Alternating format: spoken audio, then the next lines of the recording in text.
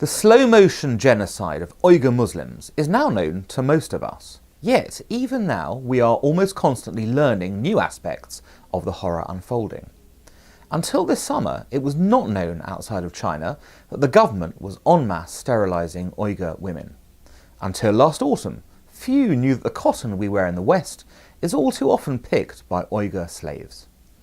Every week, new satellite pictures emerge showing the industrial-scale imprisonment of more than 1 million people.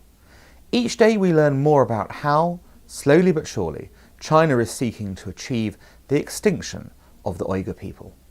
Then, this week, the BBC detailed for the first time the extent to which China has been scattering the Uyghurs.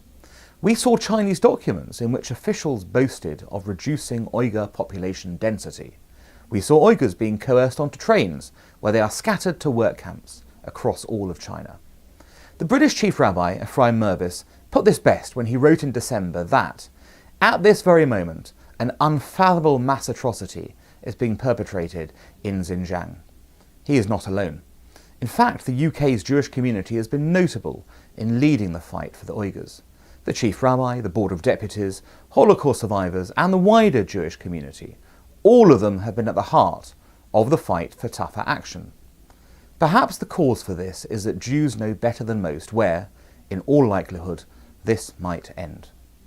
Individual Muslims like Majid Nawaz and community groups in the West have also raised their voices. But there has been, in contrast, a deafening silence from Muslim-majority nations on the global stage. Countries that actually have the power to take action against China through sanctions and condemnation have said nothing as China persecutes its Muslims. Murderous dictatorial despots like President Xi do not relent in their ambitions without external pressure being applied.